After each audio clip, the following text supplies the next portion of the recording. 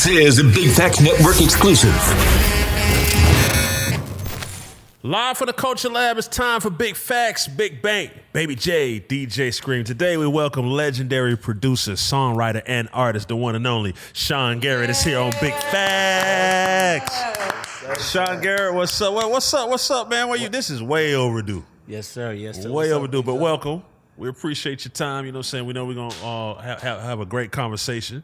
Indeed, man. Shit, I've been waiting a long time to do this one. Yeah. You know what I mean? This is the classic, you know what I mean? One of the hottest shows online, straight out of Atlanta, Georgia. Yeah. There you go. Come see my folks. So, the first thing everybody want to know is where the hell you been? Where you been, man? Man, shit, just finishing up this album, man. Finally finished my album, and just really excited about it.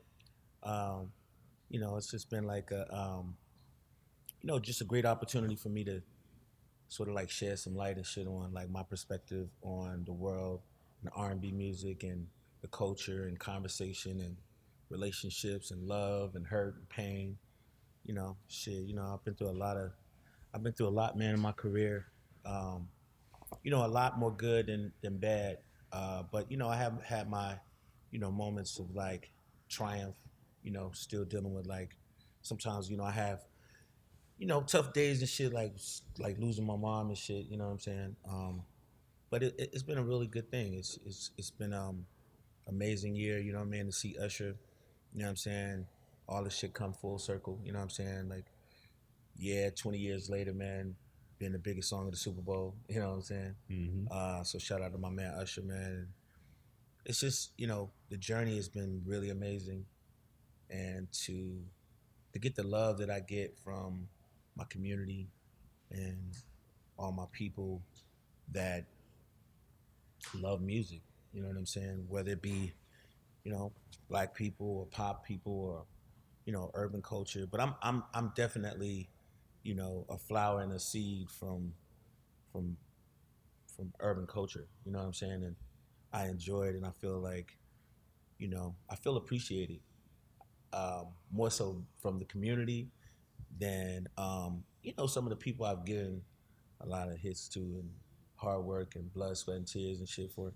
So, sometimes you gotta pop out and show a nigga. So there you go. You know what I'm saying? So yeah, I just wanna hold on. Let me pull this up. I wanna speak to that for a minute, to some of the blood, sweat, and tears that you've given. I wanna run some of this shit down for those that might not be familiar. Okay, so you've written for the likes of Usher, Tierra Marie, Mario, Ludacris, Nicki Minaj, Brandy, Enrique Iglesias, Khalees, Trey Songz, Nelly, the Pussycat Dolls, 3LW, I'm gonna need another lung, Britney Spears, Lil Wayne, Miley Cyrus, Jesse McCartney, Destiny's Child, Beyonce, Kelly Rowland, Ricky Martin, 112, Nicole Scherzinger, Gwen Stefani, Santana, and Jacquees, just to name a few. Yeah. Name a few. So my question is, with all of that under your belt, how do you remain humble in the midst of such gigantic accomplishments? My mom from Perry Homes, you know what I'm saying? For sure, West Side. You know what I'm saying? Yeah. And I'm from the Swats, I'm from Kelms Road. Yeah. It's hard to not be humble, right, from where we came from. It's just, right. You don't never forget that shit. You don't forget the fucking ketchup sandwiches and, you know what I mean, water with cereal and shit. Just, I always talk about my mom a lot, but, my mom was raped and left for dead when I was 5.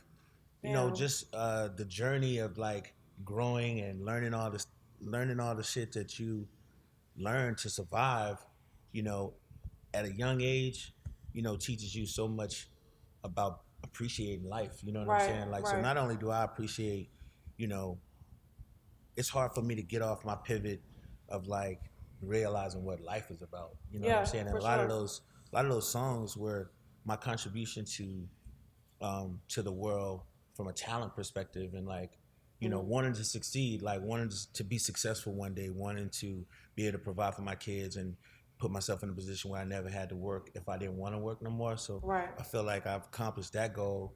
Now my goal is more so focused on showing the world how much of a great artist I can be, and showing the young kids that had a different talent than what's the obvious. Right. Being and I got a lot of love and respect for rappers and people that's in front of the camera, but also just showing people that you can use your mind, you can use your abilities, you can use other. You don't always have to look like what another person looks like to be amazing. Exactly. You know what I'm saying? You can be yourself. Like I was as a young person, I was always told, my voice didn't sound like how I look. You know what I'm saying? Yeah, Or yeah. it's always those. Or I wasn't greeted that well. As a songwriter producer at the beginning. I was Really? hell yeah, I was hated on, and a lot of people thought that my style was whack. You know what I'm saying? But my confidence in I myself. guess you showed him, huh? Yeah, you know what I'm saying. My confidence was the one thing that that was definitely the decision. It got motherfuckers together. You know what I'm saying? Yeah, Like, it kind of solidified your status. yeah. Yeah. I mean, because you got to show people. You can't you can. Because niggas smell fear. Man, they smell. And they'll fear. prey on it. Yeah. Yeah, exactly. And it was a lot. It was a lot of. It was a lot of. A lot of contradictions. But my second record out was Usher's Yeah. And it was a lot of pushback on that record, and it was a lot of people that didn't believe. And it's so funny, like you never forget the motherfuckers you see that hated on you or told you it was, and you look the motherfuckers in their eyes. Now they're like, man, I knew it. And you like, man, nigga, shut up. I remember your Like, motherfucking yeah. ass. You know what I'm saying? What type of pushback you got from that record? Man, shit, it was pushback from the perspective of like the line about who did the motherfuckers is it was really crazy. Who they were trying to say who did it? So, to be honest, so I shout out to my man Shakir Stewart, man, God bless his soul. I ended I up, love Shakir. yeah, so I signed my first publishing deal with L.A. Reid's publishing company, Hitco Music Publishing, and shout out to Billy Calloway too, because Billy Calloway was really the guy that signed me. And I had like 4 or 5 offers on the table. I had just lost my mom a year to the date that we leaked, and so I was really shopping the deal to as an artist because I came back from Europe.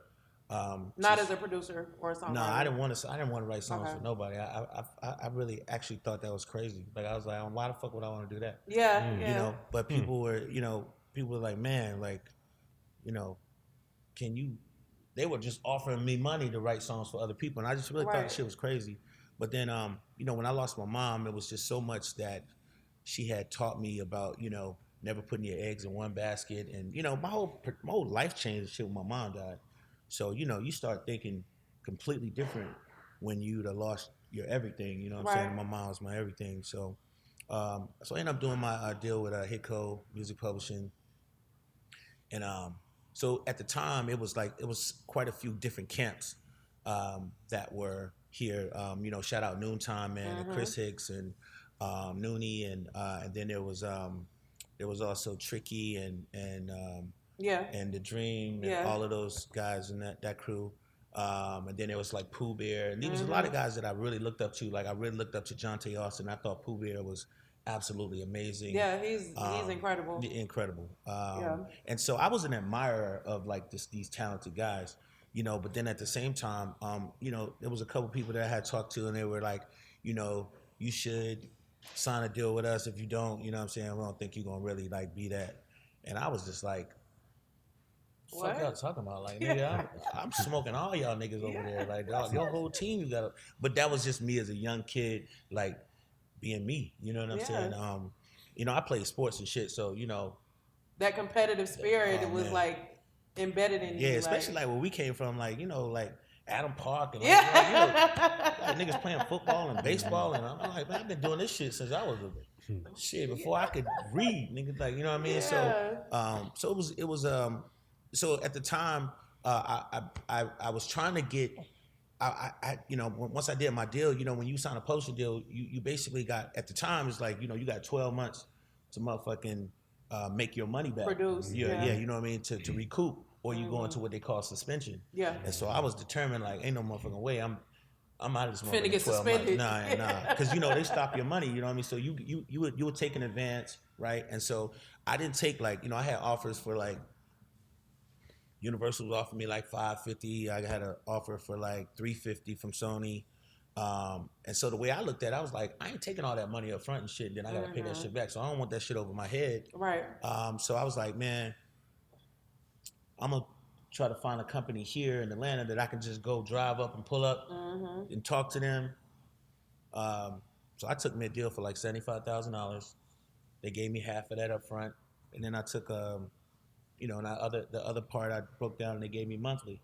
So in my mind, I was just like, man, I ain't got but 12 months to go the fuck crazy. So the first thing I was thinking is, how am I going to get in front of all these other people? So there was an album, the Confessions album, basically that Usher was pretty much done with, and fortunately I got an opportunity to work with LA Reid's publishing company, and LA called me and was like, so what you gonna do, kid? It was September. I signed my deal September 03, and then he was like, shit, it was like November. He's like, kid, what you gonna do? Cause shit, the album is done. I was like, damn. So I had to figure out, how could I get in front of the game and try to make an impact. So I said, man, shit, I want to get some of them Lil Jon beats. And I'm gonna take one of them Lil Jon beats and put a fucking Michael Jackson song on, an original Michael Jackson song on a crunk beat. Yeah. Right. And so that was just kind of like the perspective of like how I looked at it. And I was like, damn, if I can get Usher to sing this song, I know I could finagle my way. Yeah, you know what I mean? Because I didn't think I was like, I love JD and Jermaine. I love JD and Brian Michael Cox, but I didn't think that they would do that. Right. I knew it was certain frequencies of songs I know they wouldn't do, you know what I'm saying? Just naturally. So I was like, I asked, I think I had asked maybe Billy, what records they got on the album, and I heard, do they have any up-tempo records on the album? And the only up-tempo record they had was Caught Up. And so I heard Caught Up, and I was like, that's dope. That sounds like the Jacksons, though. Yeah. You know what I'm saying? That's like, that kind of reminded me of Can You Feel It? Don't Yeah. You feel it? So I was like, let me get this nigga Thriller. If I can do Billie Jean, Beat It, and Thriller in one song, I feel like I can beat everybody on the album. And that was the creative perspective of what I did. So shout out to my girl Delicia, who at the time was Delicia, I owe you dinner, lunch, and breakfast. But at the time, I had asked Billy to reach out, and shout out to LA Reid's son, Antonio Reid Jr. He was definitely a big advocate for me at the time, and he was working there, and he was telling his dad, like, he was fighting for me.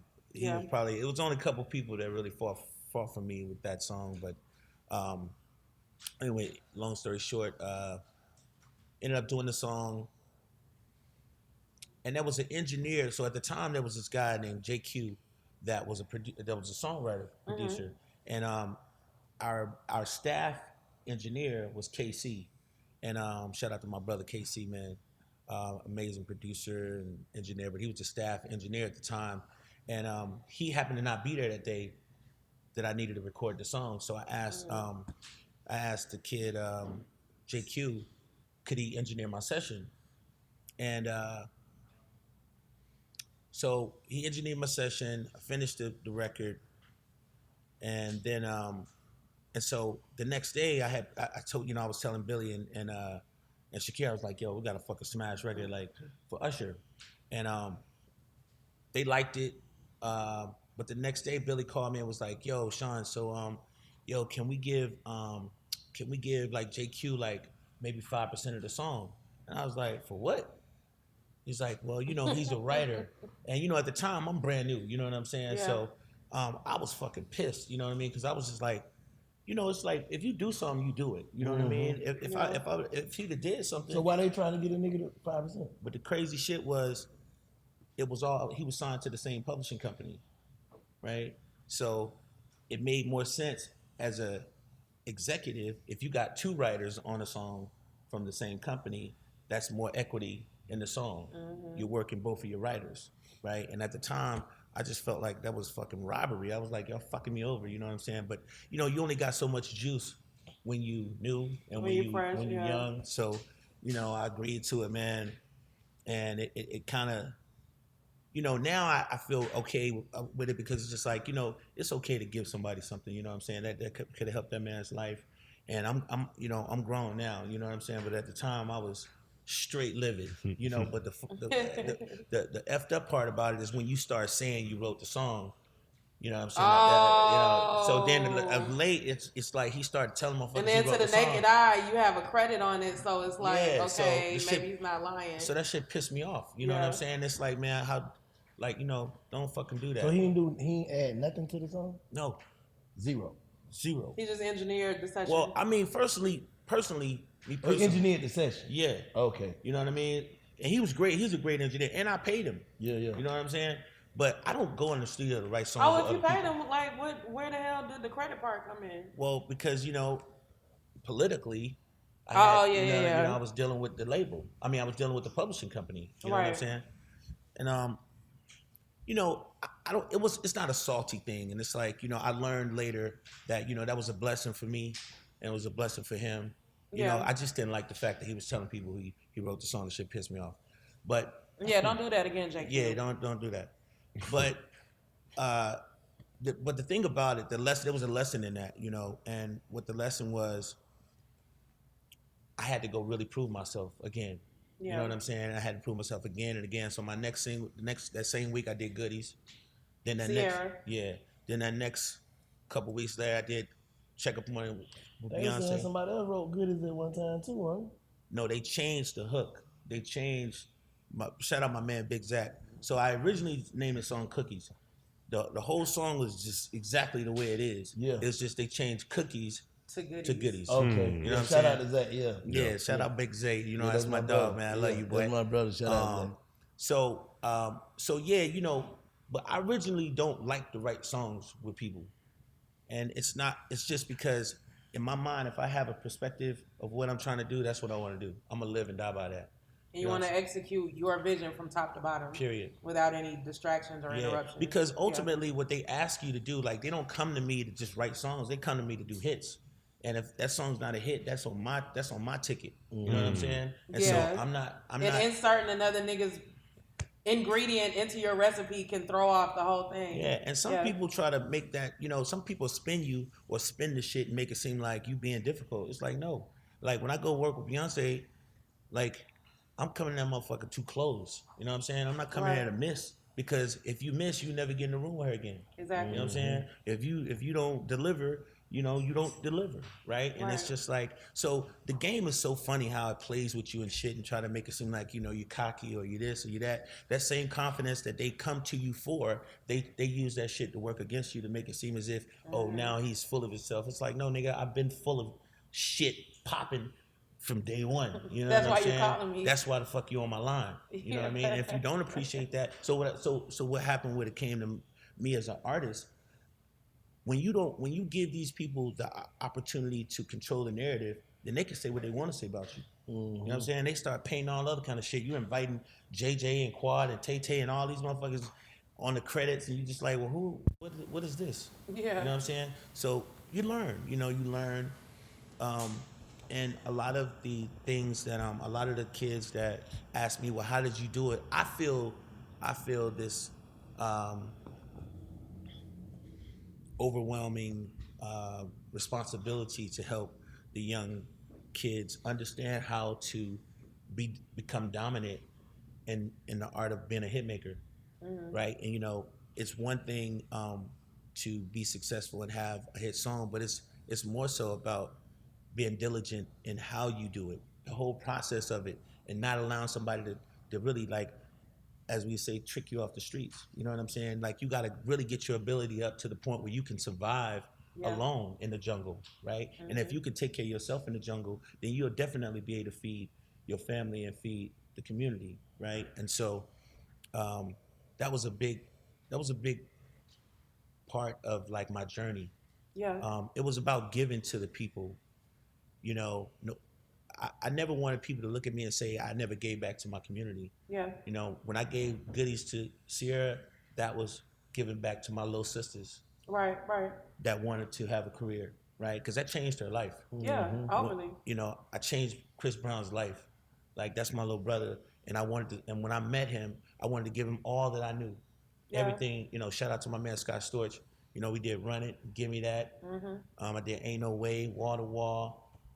Shout out my boy, Great Scott. You know, that was his sound. That's his. Yeah, you're just glazing over it like it's just, but that's like some major shit. Like, So I had to go do that to show motherfuckers. Oh, now did JQ do?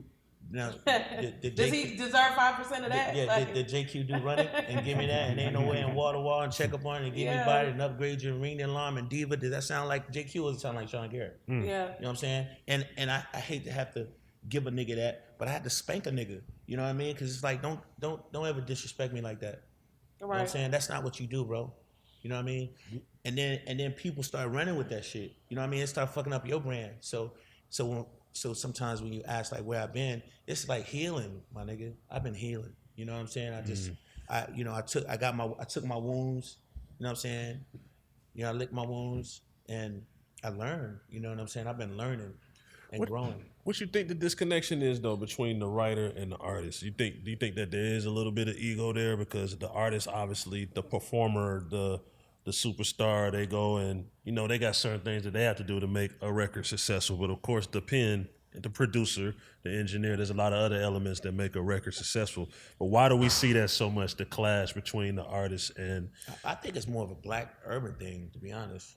I mean, you see country artists always show a lot of love and respect to the songwriters and the people that, you know, they get up there and, I like thank Bob and Jesse, and I'll bring everybody up on stage and all that type of shit. But, you know. But that's ego, right? Brothers is, it's like, you know what, and it's not just the artists, it's the managers, it's the people that's in business with those people that convince them to that they're a one-man band. For some reason to make them think they're a one-man band when it took a nation or it took a village. You know what I'm saying? And I mean, you gotta be special people to come up with these fucking songs. Like this ain't like you was asleep on the couch. Like you didn't I remember you was asleep. Okay? You was asleep. You woke up, you sang the motherfucker, but you was asleep, okay? Okay? Like, let's not get this shit fucked up. Now you got this convenient amnesia, and now you on a whole nother tangent because you got the mic and you on stage and you motherfucking receiving the award, but now you the fucking disrespecting me when you was asleep. And I agree with you wholeheartedly. I'm just trying to perspectives, as Bank would say. It's a good so perspective. if what do we do if somebody fresh as hell, right? And they go to the awards and they fresh as hell and they're like, bro was fresh as hell. Right. But you know that bro was fresh as hell because of the stylist. Right. Should that person on that award stage give love and respect to the stylist? I feel so too. Yes. Most definitely. You should always thank people. But if they don't, then I don't take it. I mean, y'all ain't never seen I ain't crying. You know what I'm saying? I'm just being clear. Right. You know what I mean? It's just like at some point, it's 20 years later. Like you couldn't thank me in 20 years. You know what I'm saying? If you couldn't thank me in 20 years, that means you didn't appreciate me. You know, when you made Hov, go make another Hov. You know, I've seen stylists put shit on niggas and it still don't look right though. Yeah. You still got to pull it off though. I'm sure you written for people and it just didn't work because they just wasn't it. Yeah, but it's not. But the crazy part about the word writing is kind of like it's not a fair just of what we do. Like I create the song. I mean, I actually have to go in and write the song, full production, sing the song, arrange the song. So when you present the song to them, it's already fucking done. All they got to do is come in there and do what they do as an artist and sing.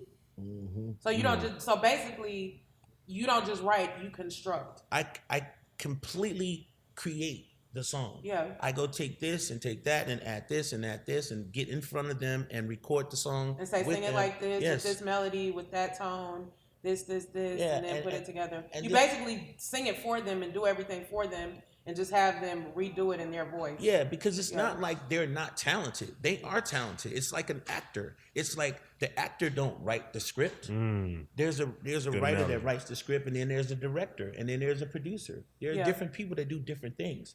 But unfortunately, people don't understand the power in sharing.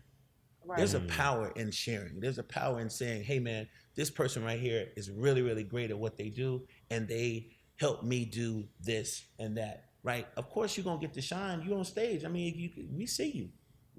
And I'm not complaining. This interview for me is not about me complaining or making this about. I really want to talk about my motherfucking album.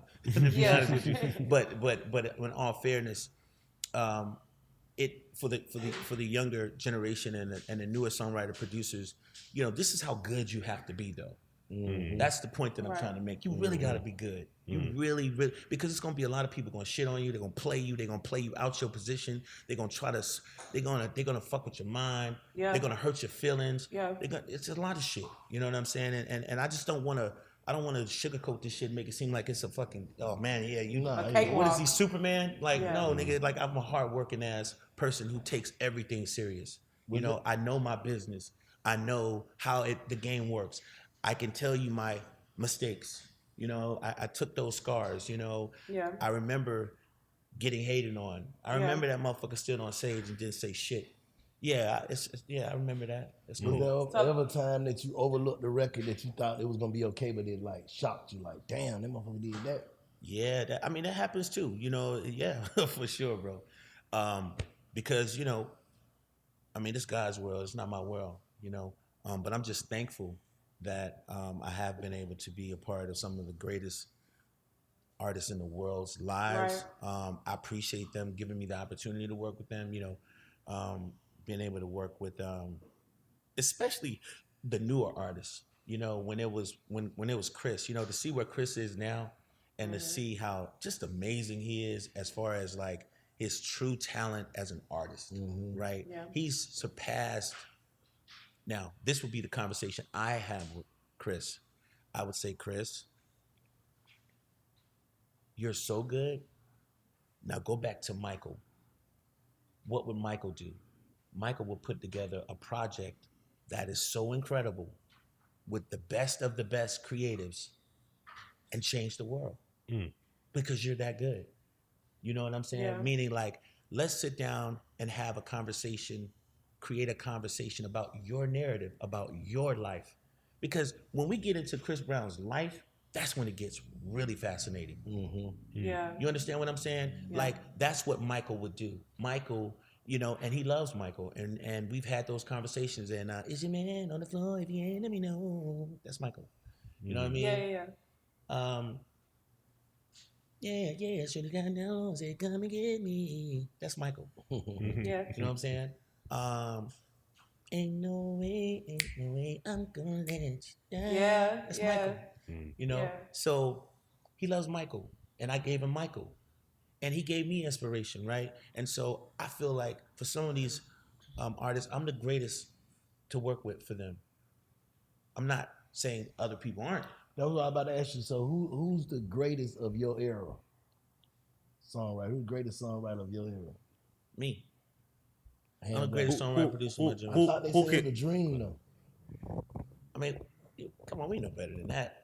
It's like comparing Michael Jordan and Kobe. So that's what I wanted to ask you, too. Did y'all ever get back on the same page after that whole Verzuz debacle?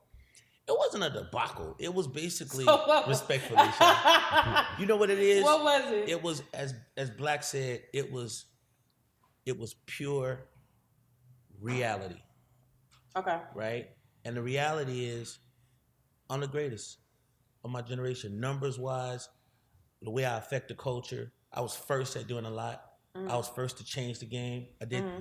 Yeah, it's the number 11 song on the greatest hits of all time Hot 100 list.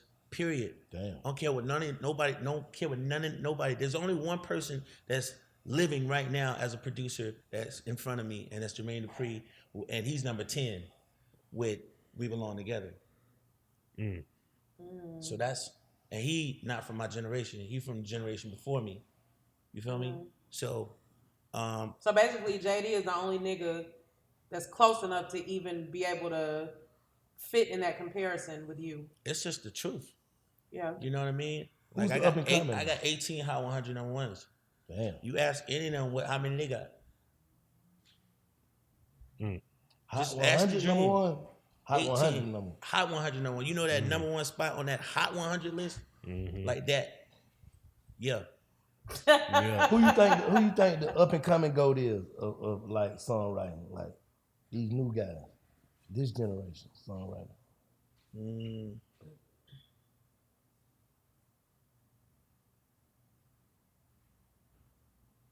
I feel like there's quite a few people that's showing potential. I don't see it yet. To be What you think honest. about Hitmaker? Just being honest, it's big facts. I like Hitmaker, but he don't have a Hot 100 #1 yet. He got it. You gotta have the numbers, guys. You can call yourself Hitmaker. You can do all of that. Damn. You gotta show up and show the fuck out. All that talking is for the birds.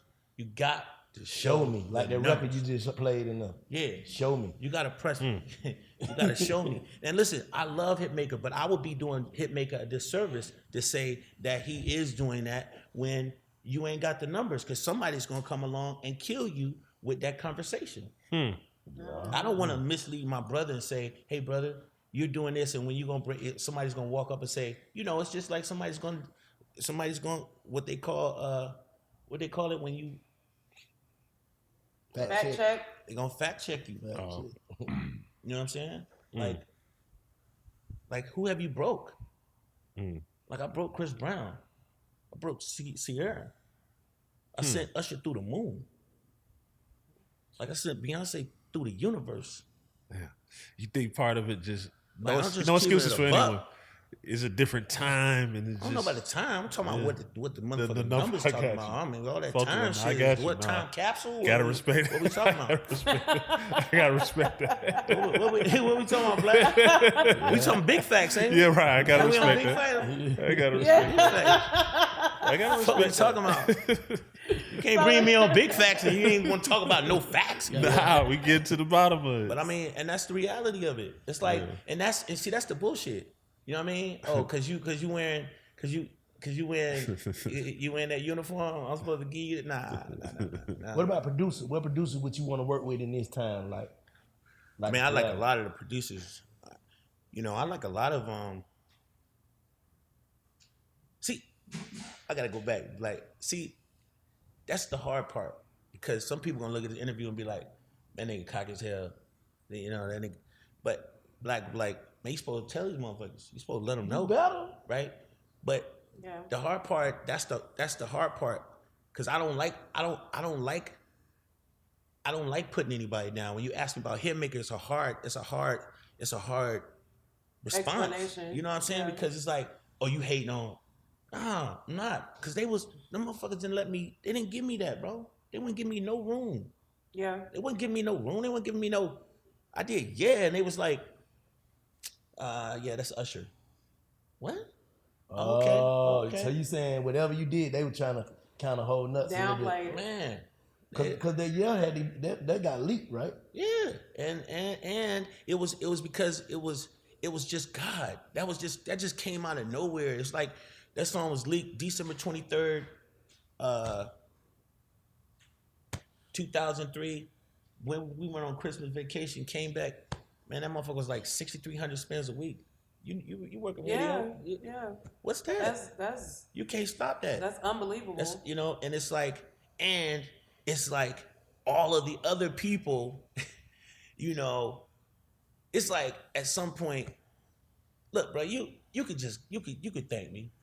You could show Who me wrote love. Lovers and Friends? That was somebody else's whole song.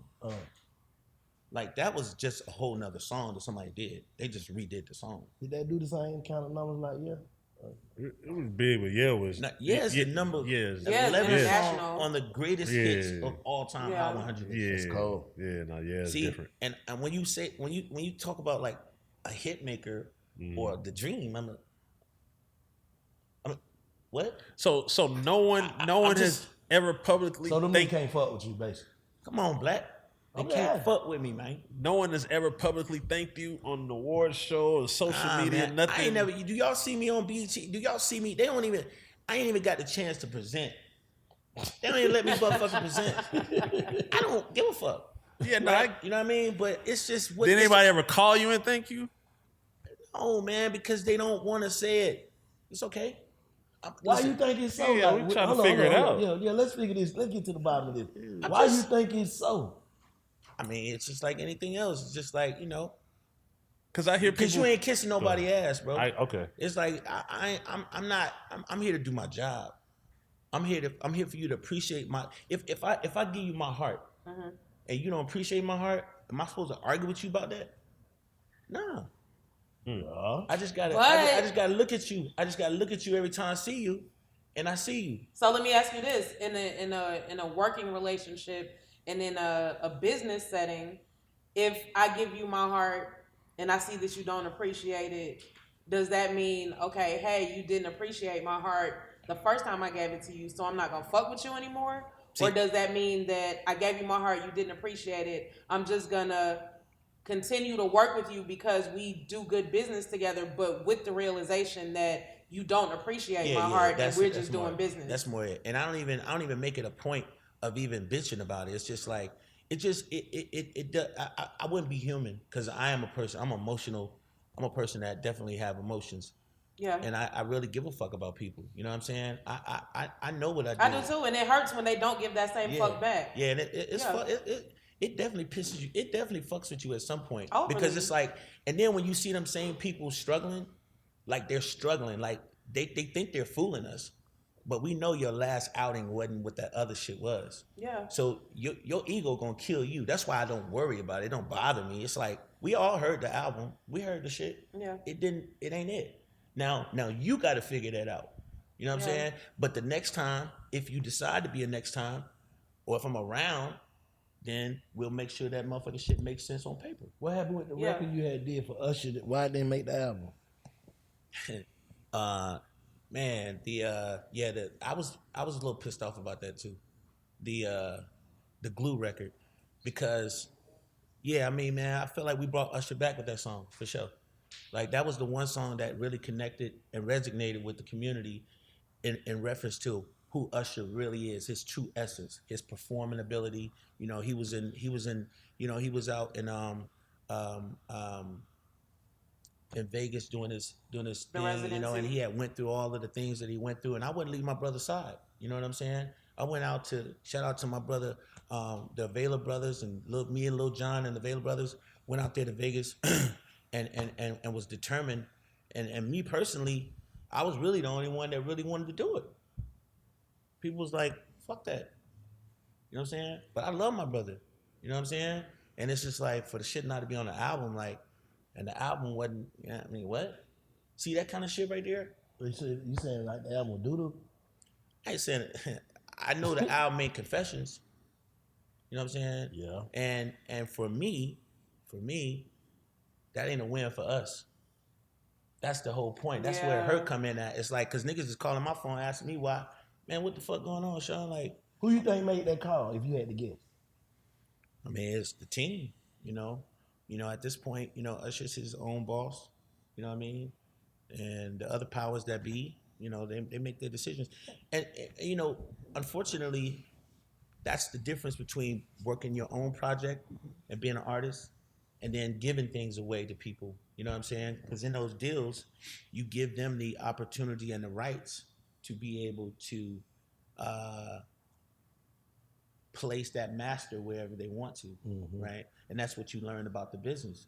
And so you have to understand the difference, right? And you have to also build a tough skin to understand that everything ain't gonna work the way you want it to work. Yeah. You know, you would hope to have the influence on people that you can, but unfortunately, it's just not that.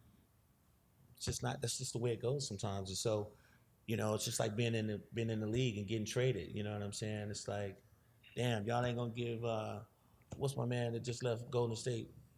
Clay Thompson. Y'all ain't gonna give Clay a motherfucking check. Clay helped y'all win 4 rings. That's crazy, yeah. Like, come on, man. But no folks feel like, Clay, we paid you for what you did. But at the same time, to Scream's point, when he was asking, well, Sean, do you feel like sometimes stylists that style people, right, should they get the same, you know, love and respect on stage? It's like, it's a difference when a person helps change your life and keep your lights on. That's different. And But that how long- stylist but helps how- you do that too. How long do you give gratitude to that though? It's forever gratitude, but how long do you allow, like Clay, if you don't fit the team for the price that it don't fit, bro, you gotta go on. Like, That's what- right. That's right. Business And decisions. How long? Yeah. Like we gonna forever be grateful for what you've done, but what can you do? That's all. Like that's why you dropping this album, cause like y'all know what I done did, but I'm gonna show y'all what I do still. Yeah, Facts. yeah. You get what I'm saying? Yeah, and that's where it's at, man. It's like, you know, and it's. I just think I think my community. I think people like y'all. I think all the DJs, man. Yeah. You know, it's been a journey. Like, you know, also, you know, like Breakup. Breakup was my first single off my album. Yeah. You know what I'm saying? I shared that record with Mario. Mario, yep. Mario was in trouble. You know what I'm saying? I shared that song with him. Like, that was my song. Y'all hear the song? That's me. You know what I'm Smash. saying? So, you know, it's just like, bro, you never bought me out one time. You never bought me out one show to perform my verse, Just try bro. to figure it out. It got it. I don't know what it is. No, I'm telling you what it is. It's just... Sean, you doing something to these people. Nah, What is it that you doing, bro? You leaving out? What I'm you being doing? me. Being you. Maybe it's being me, you, man. I'm right? being Right. me. Pisces. Oh yeah. You feel me? With you. I'm being me, man. Yeah. You know, but you know what? Life's a journey, and life's a marathon. You Yeah. know, and the same love that you don't get initially, eventually, a person to love you, they're gonna have to show it to you. I'm gonna keep it real with Good. you. You know what a lot of people hate? When you good and you know you Confidence. I was about to say good. that. A lot of people hate that shit, They hate bro. When confidence. you know how good you are for real and you want to be treated that way, Yeah. they hate you for that. Yeah. Like shit, like you speaking numbers, like a lot of numbers that I didn't know. You know what I'm saying? A lot of people that I'm looking at, like thinking that they making hits. You saying they ain't even made the charts. Yeah. So they, like they that- making the charts black, but they doing like they talking about. There's a difference in an R&B top 5 and a Hot 100 number 1. okay. You understand what I'm saying? Just because they playing the shit on the radio, my nigga, like, don't get that shit confused with, like, I'm talking about that motherfucker that go, bing. I'm talking about the With bing. that circle around. Yeah, the circle, like the bing, like Yeah. the tone, like, you know what I mean? Right. You know, that's a and then it's a motherfucking bing. There's two different. But you were speaking about God's work, right? Don't you think that synergy of if you give to, I don't know, make up an artist's name versus giving it to Usher, like you gave to Usher, you saying that Usher is talented, right? So say if you give that to another artist, because you obviously giving records to artists I like you could have said gave before. Usher. I could have gave to motherfucking what's my man from? Think it would've NSYNC? had the same What's effect? my man from Justin NSYNC? Timberlake. I could have gave that shit to Justin Timberlake. Think it would have the same effect? Absolutely. I We'll guess- never- I guess- We'll never I know. could have gave that song. We'll never know. I could have gave to Chris Brown. Yeah. Yeah. But it just all made sense. That record made so much sense made because sense. it was Piece Lil up Jon, 8 times. Usher, Yeah, it that's what I'm was saying. like It's Atlanta Atlanta record. It was record. Atlanta record, but it was created for him. When you ask that question, Okay. you say, "Oh, yeah, man," but it was created for him. It was Gotcha, like it's just gotcha. like you said. Can he wear It that was suit? handcrafted. It was crafted for him. So I almost fit. It was tailored to. So him. you'd have had to tailor it for a Chris Brown if you'd have made it from Chris Brown.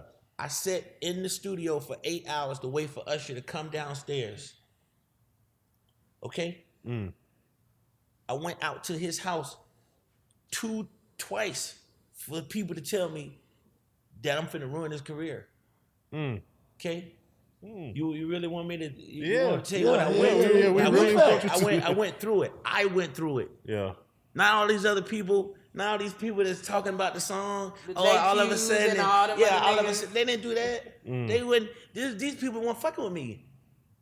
Is that his biggest record? Is that Usher's biggest record? It's one of black music's biggest record ever. Did y'all see the Super Bowl? That was the biggest song Yeah. at the Super Bowl. Yeah. It's the biggest song of our generation. Let's stop playing. Is Okay. fucking Thriller one of the greatest albums ever? Yes, it is. Y'all tell me a black song bigger than Yeah. Just tell me. On the charts, we can't. The shit blew the charts up, bro. Yeah. It stopped the music world. It changed the way music So you sounds. had to fight to get him his biggest record. Imagine if that was you. Big black bank. Come on now. Come on now. That shit life changing. So let me ask you this. Since we're talking about records and handcrafting and all that kind of stuff, with you being a triple threat of a producer, a songwriter, and an artist, how do you make the determination as to whether or not you're going to keep a record for yourself or whether or not you're going to give it away to someone else? Like what makes that determination for you when you're creating in your process? A lot of times, if they don't take it, to be very honest, if I was to be so honest, you normally give it away first, and then if they don't I do craft it for them generally. Okay. You know what I'm saying? So it's not like I just write records and they be sitting around. Generally, okay, unless I'm just in that mode, but I generally don't be in that mode because generally I your work shit is basically cooked to order. every day. Okay, I work every day. I create a song every day. Okay. Of my life. You know what I'm saying? Whether I'm creating for me or Jimmy or Shirley or so it's just like, and so I get, like I might go work with a Beyonce and do 7 records. Generally she takes the 7 records. Like I went to go work on Destiny's Fulfilled, Destiny's Child last album, and I went there to do one song. And that first song was "Is She the Reason?" Is she the reason you don't call like you used to? And the second song I ended up doing was "Girl." Girl, you need somebody to talk. Yeah. These are classics. Like, ladies and gentlemen, can we stop fucking playing? Like, can we fucking quit? Like, are y'all serious? I mean, y'all want me to look? Are y'all? I said, "Girl." I said, "Is she the reason?" Down. Knife Wonder. What we talking about? Yeah. I ain't talking about Soldier when we took the girls from the pop chicks to the streets. Yeah. If the status ain't hood, I ain't checking for them. Come You on, did y'all. that? Yeah, what we talking about? Damn. Can you keep up? Come on, y'all. Damn, you did that? Bam. Come on, dog. Stop playing. You ain't doing all that, bro. You did all that. I'm a D. Come on, You y'all. supposed to be cocky though. Come on, dog. I ain't even. But That's it's what just. I'm saying. That's why in the beginning I read all that shit out because, Hey. like, he's just sitting here like Sean, like this nigga is Big Sean, like for real. This nigga. Hey, is let me nuts. ask you a Hey, you question. shot that motherfucking Big Sean. This ain't motherfucking Lil Sean. Big Sean. Hey, let me ask you something. Pin. Which one of these artists? Been Big Sean too. Which one of these new artists that you see like in this era that you be like, I can craft them something like? I mean, it's been a couple young artists that I'm working on right now that, like, it's this young kid named Milo that's on Black Ground. I'm gonna play your song before I leave. Y'all talking about some R&B shit? Yo, he like Bobby Brown meets Bobby Womack. For real? See, I be on that type of shit. Young nigga shit. Like females, all the females in the world that do music, ask them about Sean Garrett. Ask them. All y'all females out here that want to do songs, do y'all want to work with me? Ask them. Do you want to work with me or do you want to work with them? Ask them. Has Sean Garrett ever been in a studio session or studio set and created or thought about creating with Future? Oh, man. Future is one of my favorite artists. No bullshit. As a matter of fact, shout out to my man Mike Will. When me and Future, Yeah. Shout out to Mike. me and Future got a chance to work one time. We did a song actually that was on my album, shot the video and all everything. We never put it out. But Future is probably one of the smartest. He probably one of the smartest artists. He is the shit. Neither one. Like, I mean, he really understands his brand. Facts. He understands what to say. He understands his What What not to say and to when say, not to right. say. and where not to be. Yeah, Exactly. where not to be, them facts. And Yeah. game recognized game. You know what I mean? Like Yeah. creative. Like there's a lot of people. Like I know may have said some things in reference to like shit I don't like, but let me tell you the shit I do like. There's such a great amount of geniuses that I really, really respect and fuck with. But he's definitely one of them. Of course, I love Kendrick Lamar. I love Drake. I don't give a fuck with nobody else. I think he's a fucking genius. Yeah. Like he's a fucking genius. J. Cole. Producers, I mean, it's, of course, my man, shout out Bangladesh, is one of my favorite producers Yeah. of all time. That's my dog. Swiss Beats, of course. Timbaland, of course.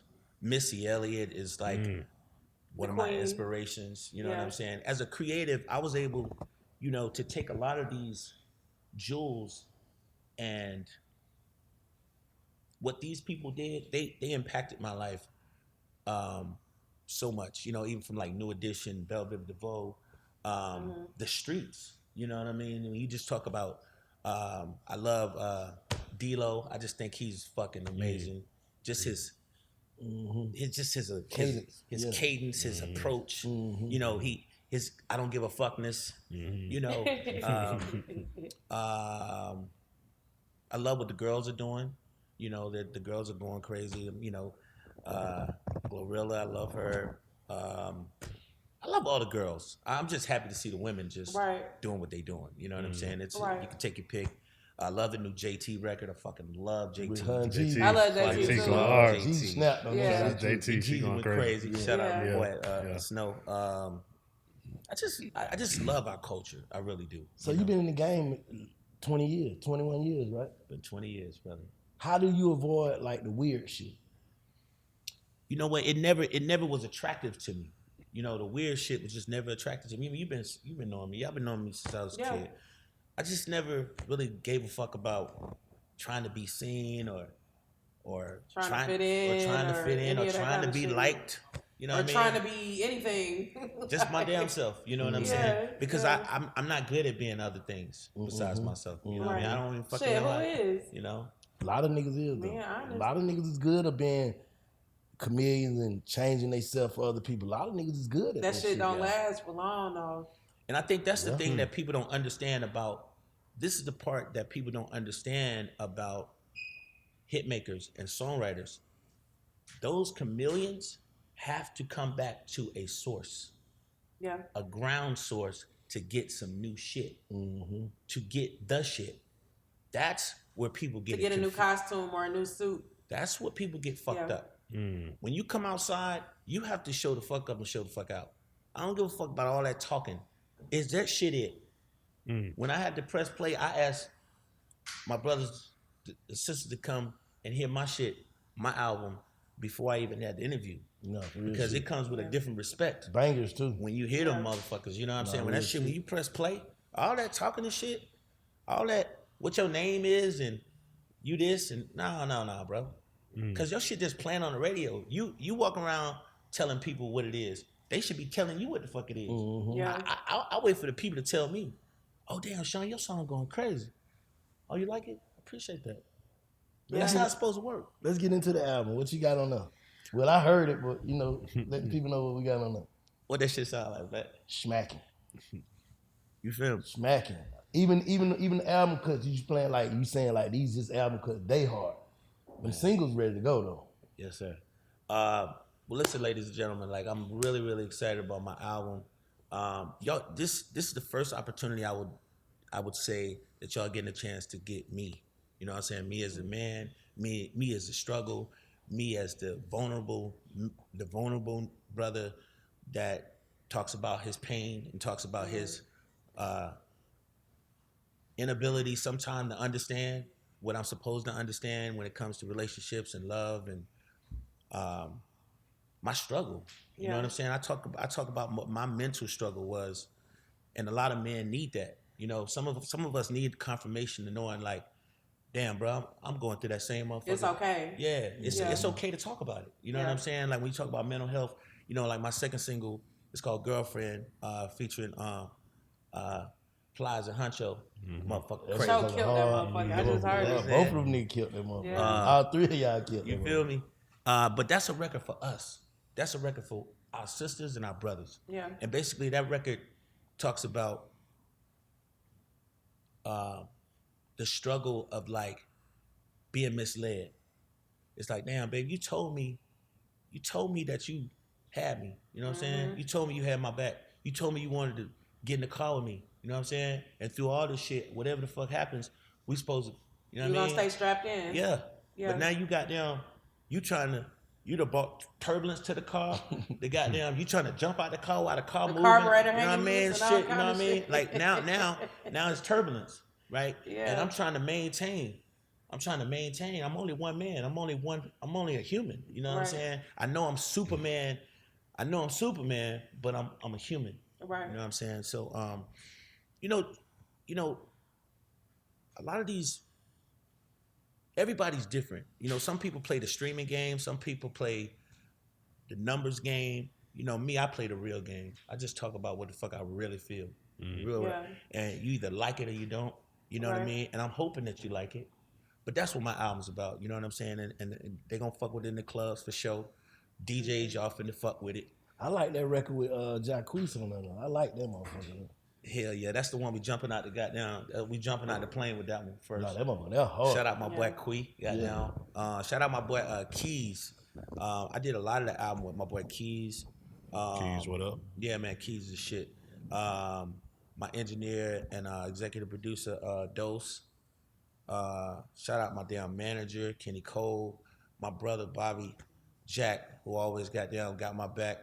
I'm just shout out my label, Blackground, Warner, all the people that just support my music, bro. You know what I'm saying? Like when people ask me, like some people say some stupid shit sometimes, like, man, Sean, you still doing this shit, man? Why you putting an album out? Like, nigga, I was an artist before I gave y'all before I gave y'all this and that and this and that. I was an artist, but I had to be patient also to get my shit right? Right.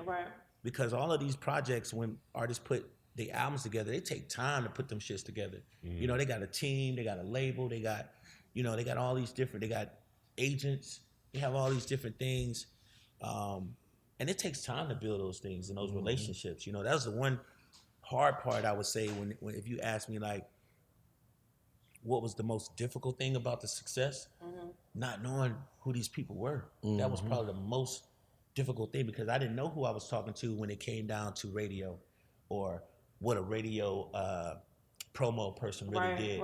And when it came to different tiers of what they did versus how the record label works and the person that runs radio from the label to the independent promoters to the radio.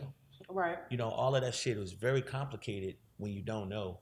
And then so you're gonna make those mistakes and you're gonna have those inconsistencies. When you have those inconsistencies of like, hey man, well, why this record, Sean? Why when you put your Inkwell album out, you know, you had, I paid for all of my videos with me and Nicki Minaj, shout out Nicki Minaj with Get It All, or me, Gucci, and Tiger with She Geek, or me and J. Cole, Feel Love. I had a version with Drake on there as well. I had all these different features. I created this album, I had all these videos. I spent $300,000 a fucking video. You're thinking that that's the right thing to do, but you're not understanding how to intricately put those songs in motion in the system. So a lot of this shit is learning the system. How do you pick who you work with? Just like, how do you pick who you work with? I be inspired. I'm a Pisces, so I'm very discerning. You know, selective. Yeah, and selective based on a person's energy and their heart and their realness. You know what I mean? I just like real shit. You know what I mean? And sometimes you know you're doing some pop shit. Sometimes you know what I'm saying. Like when I worked with Enrique Iglesias, that was amazing. You know what I mean? Like he was, but you know what? He's a good example of somebody that was really kind to me. Right? Was it like a breath of fresh air? It really was. Okay. Like when I worked with Enrique, I did Demilo, which was #1 for 13 weeks on the Latin Hot 100 charts. Another one. Right? My people don't even know I did that. You know what I'm saying? You know what I mean? When you get to comparing the whole, you know what I mean? Apples and oranges. You know what I mean? Shit is just Who on different. your wish list though? That you got to tell the touch. You know? Who on your wish list like Sean Garrett wish list? I want to work with this person, but I ain't got a chance to. Man, a lot of the newer artists that's out now, man, there's some dope ass. I like so many different artists that's out.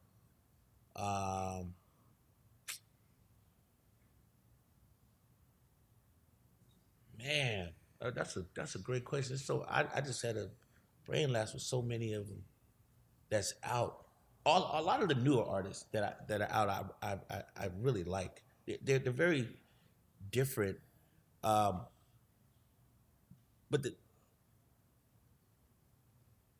there's a difficult part with some artists when it comes to writing their music and making hits. So you got to understand what it is that they want, right? Yeah. Because I'm a hit maker, so I'm probably going to be looking at it completely different than being a creative and just making music. You're a lot more meticulous. Yeah, and intentional. Yeah. Like if I'm coming in to do something, it's an intent, right? We have to score, right? That's what I want to do. If my name is attached to this, it has to go. I want it to score, Yeah. right? Because not only when you score do you help yourself, but you help your community. You help the world. There's something that you've given more to the world when there's a score, right? When there's a win, Right. It's like, damn, there's something to take from that, right? But if it was just something that just goes on deaf ears, it's just like, what was the point of the effort, right? Right. And so my perspective is just always like, what's the intent, what's the purpose, and what's the point? And not to be complicated about it, it's just, I just choose to make my life simple, and the things I like to do are to be doing something with an Right. intent. And anything outside of that, it just doesn't matter to me because it's just so many other things that's going on that I gotta worry about. Yeah. I don't have really time for that. So I've just made my life about my kids, my family, my work, and my community. And outside of that, I don't have time for the bullshit. I don't have time to be fighting with nobody. I ain't got time to be arguing with motherfuckers. I don't got time for none of that shit. And if it seems like it's that, I just get the fuck out the way because it's just like, what's the purpose of like arguing? Yeah. You know what I mean? Like, what the fuck are we arguing about? It's like, are we trying to come up with something that's going to help us get to another space, whether we're gonna make some more money or we're gonna build each other up or Right. we're gonna help each other win? I'm with that type of shit, you know what I mean? But So outside of that, look, I want to talk to you about, speaking of family and mind frame and mindset or whatever. You recently did something with the Boys and Girls Club about mental health. So I want you to speak on that, and then I also want you to speak on the other philanthropic things that you've been doing, Yeah. like while we've been missing you or whatever. Oh, good. That's great, Shai. Well, the Girls and Boys Club was really instrumental in my life because I went to the Boys and Girls Club when I was like 5 and 6 years old. Yeah. And my mom, I used to come home and be crying and shit every day that I went to the Why? Boys because that shit was rough as fuck. Like them, like Yeah.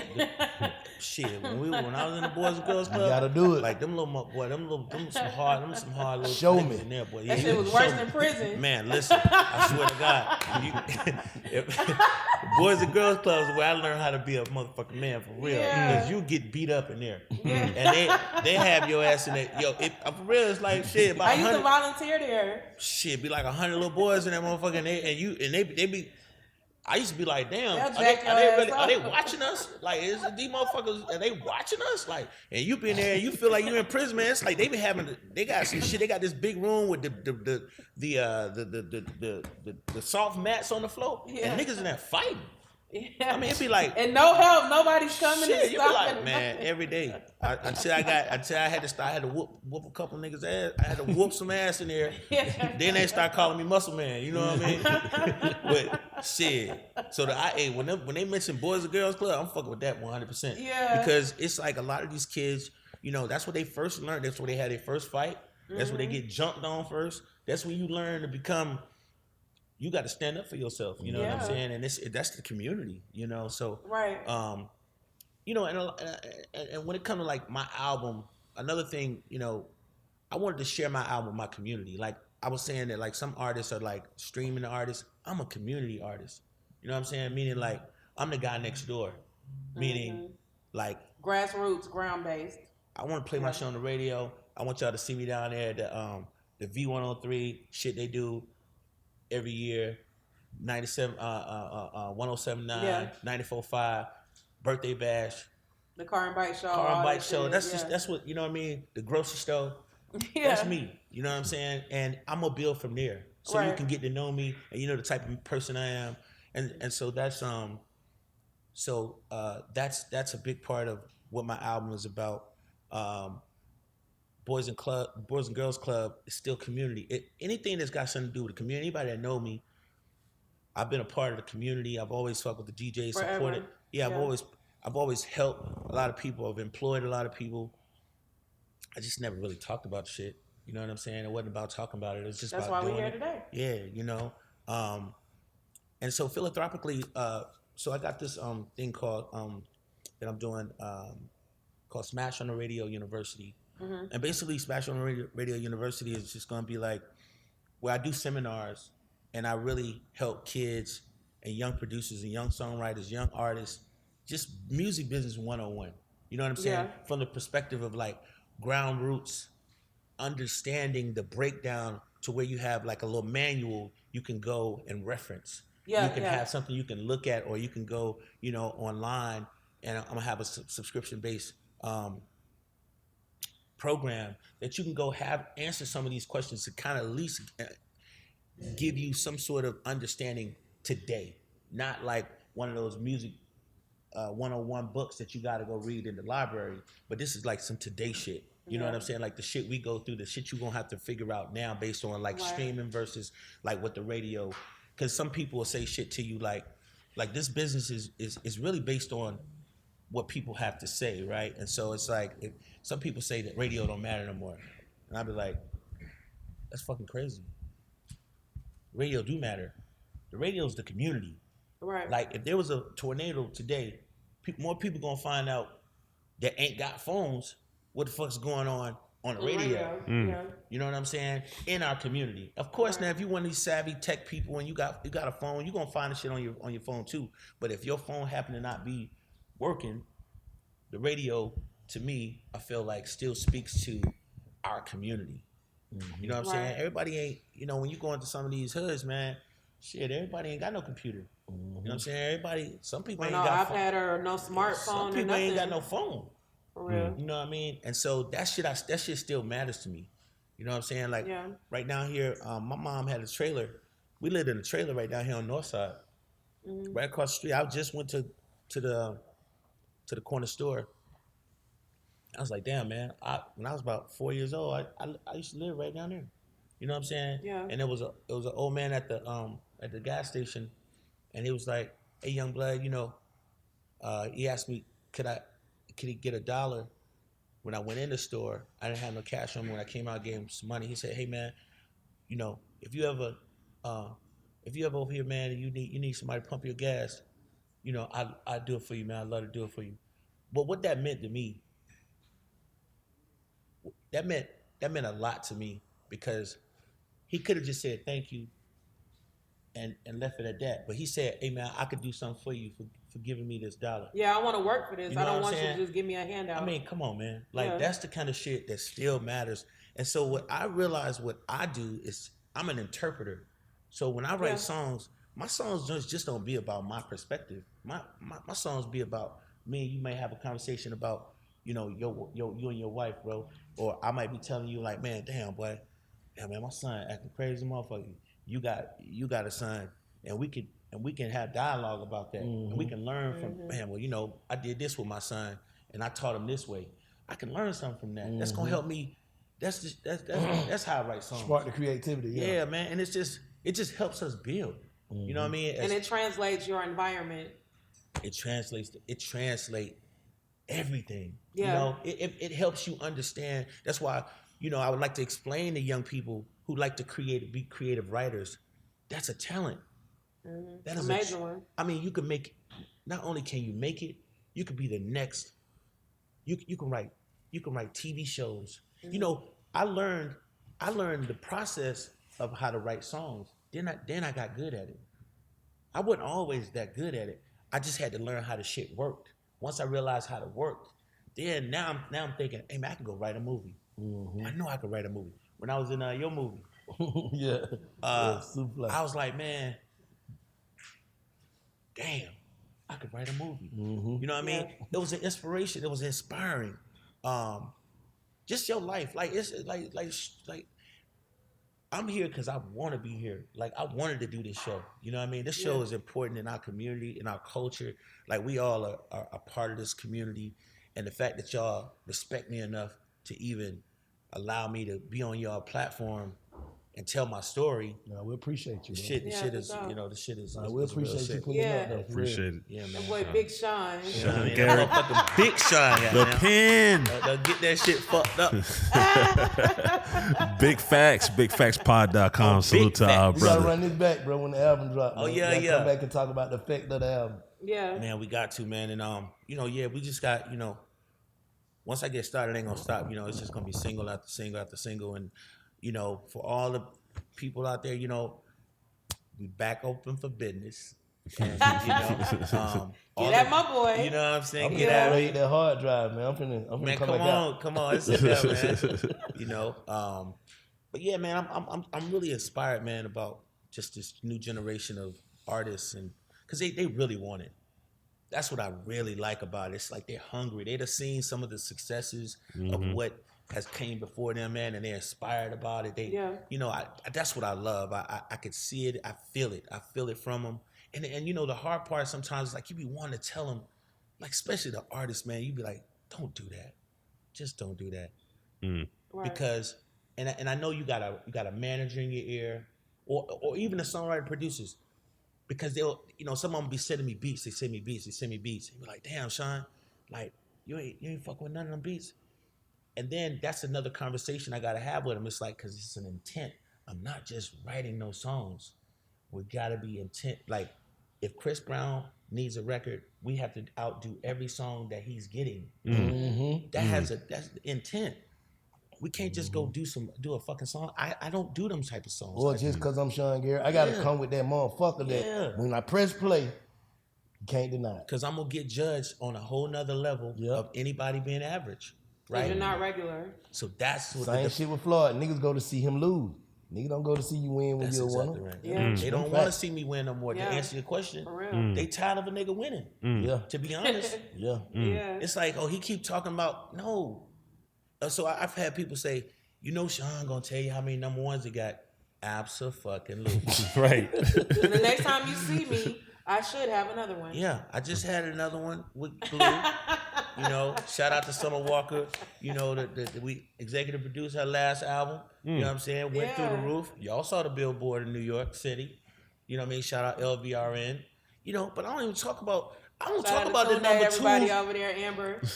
Shout out to Amber. Yeah, Yeah, you know what I'm saying? What All up, the Amber? whole crew over there. Yeah, tuned in. But now I don't talk about the number 5s and the number 10s and the 18s. Oh, Justice, I forgot. But I'm doing them too, though. I mean, Everybody. we do them too. Yeah. You know what I mean? DJ play a love song. You know, I was just talking to my girl the other day, and she was like, you know, I didn't know. She's like, my favorite,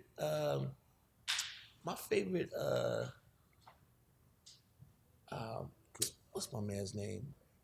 Oh, I forgot his name. Get to another story. I will come back to that. I probably should mention him anyway. But We're gonna say that one for the part two. yeah, we'll say that one for part 2. Yeah. But you know, some people don't know I did 112 Ask No Questions. Papa coming over to give you that raw favorite position. You did that? Yep. DJ play a love song.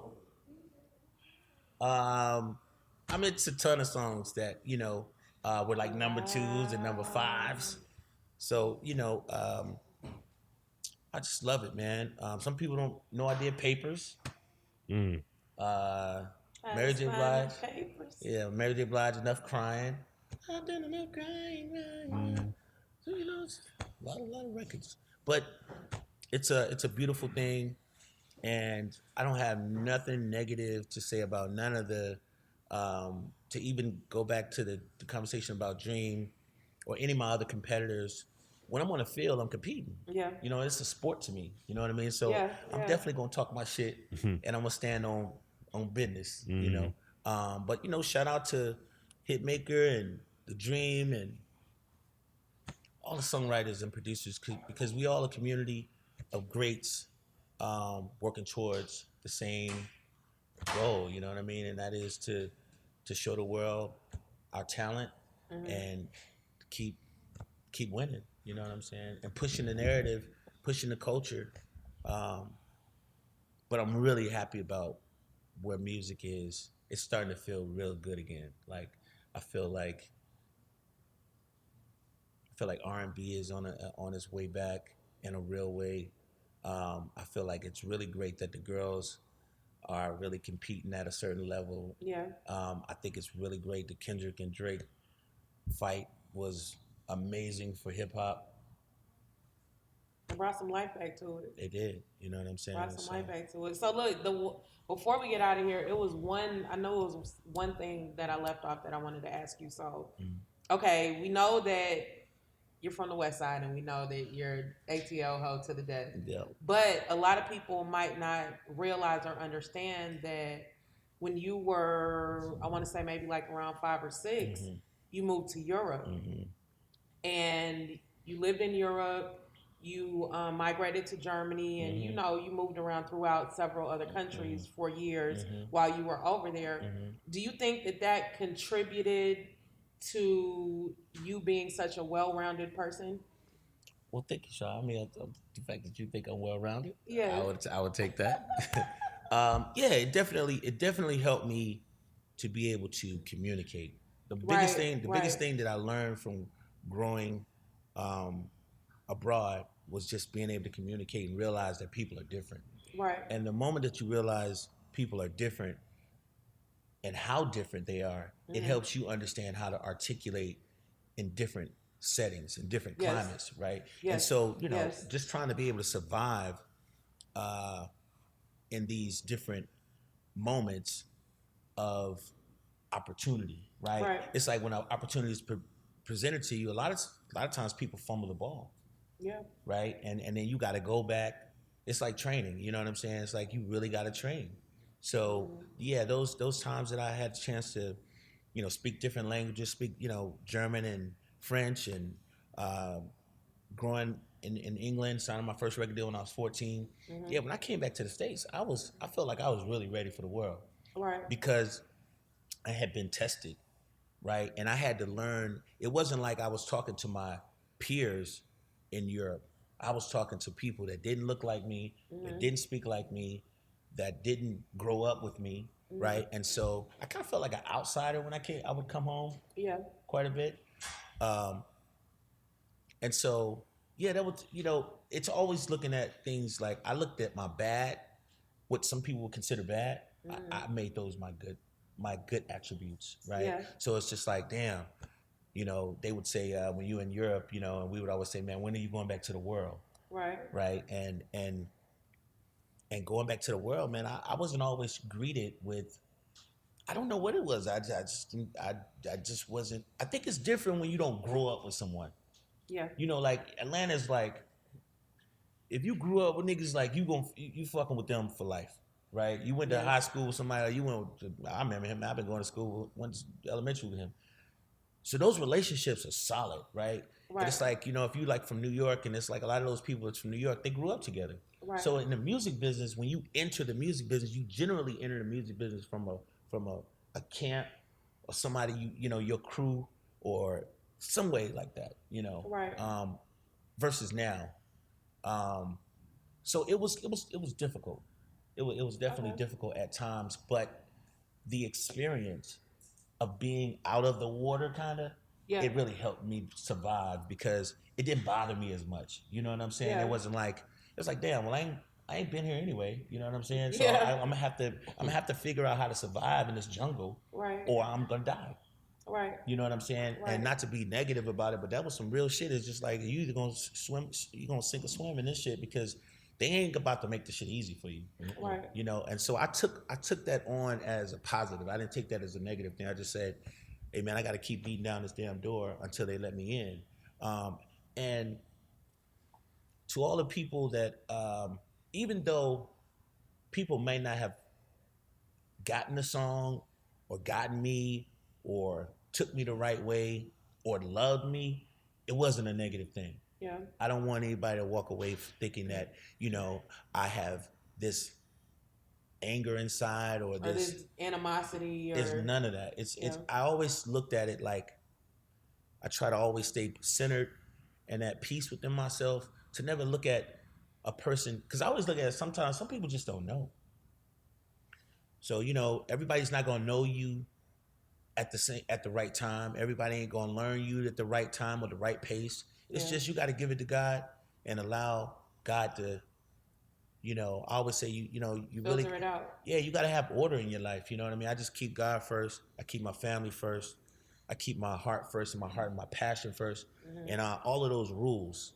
You know what I'm saying? Like those foundational rules and tools that we all grew up on. I keep that shit first. Yeah. You know what I mean? I don't let a dollar change that.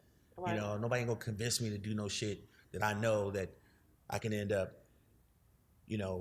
putting my family in danger. You know what I'm saying? That shit ain't worth it. You know what I mean? I'm not taking they can't give me $100,000 to go work with somebody I know I don't need to be working with. That's not for me. But any advice I would give to anybody wanting to do this, try to learn as much about it as you can. And it ain't gonna take a long time. It's just you gotta communicate with people. You know what I'm saying? Younger generation, y'all can get online. You can damn near DM anybody. You can talk to damn near anybody. Yeah. You know what I'm saying? And it's really up to you. It was just up to me. I really wanted to be somebody outside of just average. Yeah. And I never looked at myself as being average. But I never looked at myself as being anybody else either. I just wanted to be good at what I do. And I love my people. And I just give a fuck. Sean Garrett on Big Facts. Salute, man. A lot of gems. Great conversation. We appreciate you, my brother. Yes. Check us out, www.bigfactspod.com. Salute. Yes, indeed.